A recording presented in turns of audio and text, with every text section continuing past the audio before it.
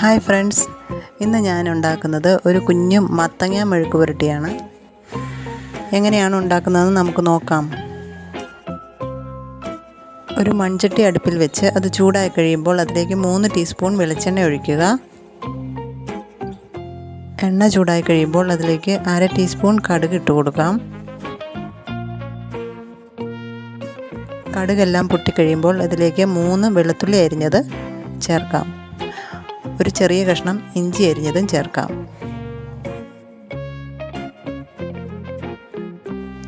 5 പച്ചമുളക് കീറിയിടുന്നുണ്ട്. ഇതിൻ്റെ പച്ചമണം ഒന്ന് മാറി വന്നു കഴിയുമ്പോഴേക്കും ഇതിലേക്ക് 1/2 കപ്പ് തേങ്ങാക്കൊത്ത് ചേർത്ത് കൊടുക്കാം.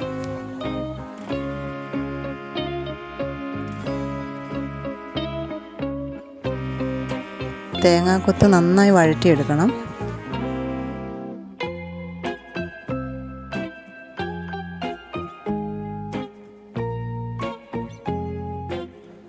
ഈ തേങ്ങാക്കൊത്ത് നന്നായി മൂത്ത് വന്നു കഴിയുമ്പോഴേക്കും ഇതിലേക്ക് 2 മീഡിയം സൈസ് സവോള ചെറിയ കഷ്ണങ്ങളാക്കി അരിഞ്ഞെടുത്തത് ചേർത്ത് കൊടുക്കാം.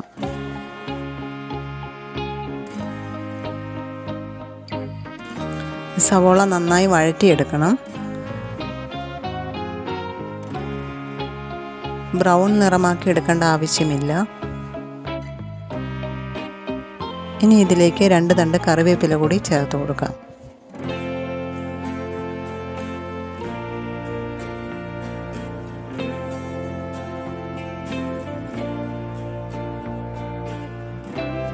കറിവേപ്പില ചേർത്ത് നന്നായി വഴറ്റിയെടുക്കാം.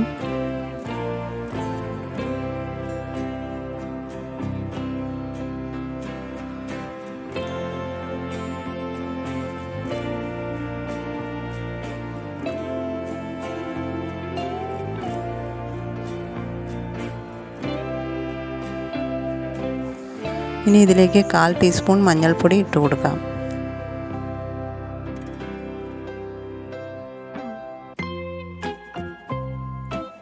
മഞ്ഞൾപ്പൊടി ഇട്ട് നന്നായി വഴറ്റിയതിന് ശേഷം ഇതിലേക്ക് ബാക്കി പൊടികൾ കൂടി ചേർത്ത് കൊടുക്കാം. 1 ടീസ്പൂൺ കാശ്മീരി മുളക് പൊടി, 1/2 ടീസ്പൂൺ മല്ലിപ്പൊടി, 1/4 ടീസ്പൂൺ ഗരം മസാല,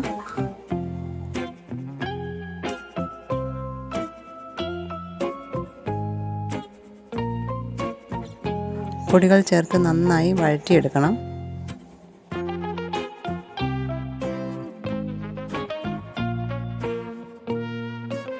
ഈ പൊടികളുടെ പച്ചമണമൊക്കെ നന്നായി മാറി വരണം.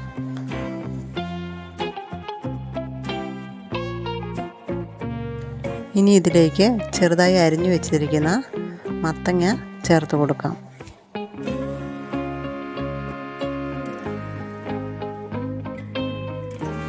ഇതേപോലെ നീളത്തിലാണ് മത്തങ്ങ അരിഞ്ഞെടുക്കേണ്ടത്.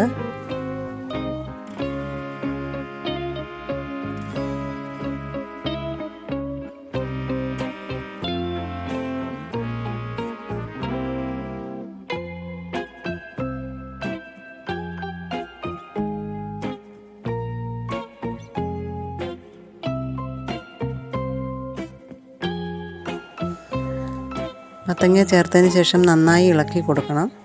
ഇനി ഇതിലേക്ക് പാകത്തിന് ഉപ്പ് കൂടി ചേർത്ത് കൊടുക്കാം.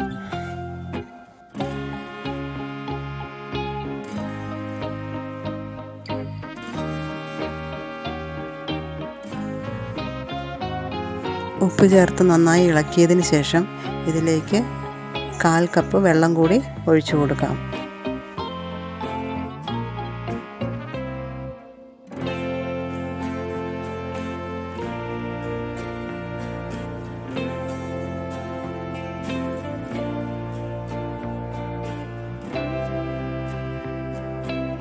ഒരുപാട് വെള്ളം ചേർക്കരുത്. വെള്ളം കൂടിപ്പോയി കഴിഞ്ഞാൽ മത്തങ്ങ കുഴഞ്ഞു പോകും.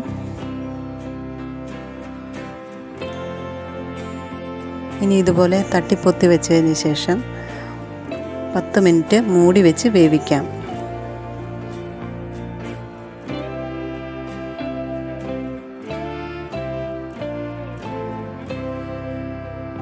മൂടി വെച്ച് വേവിക്കുമ്പോൾ ഇടയ്ക്ക് ഇളക്കി കൊടുക്കണം, ഇല്ലെങ്കിൽ ചട്ടിയുടെ അടിയിൽ പിടിക്കാൻ സാധ്യതയുണ്ട്.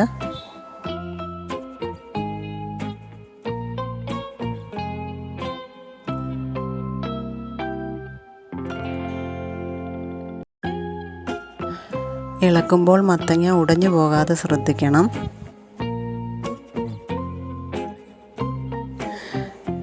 നല്ല ടേസ്റ്റിയും ഹെൽത്തിയുമായ മത്തങ്ങ മെഴുക്കുവരട്ടി തയ്യാറായിട്ടുണ്ട്.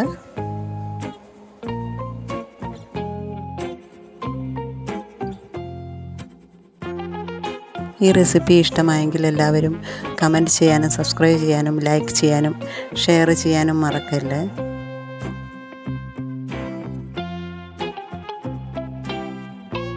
Thanks for watching.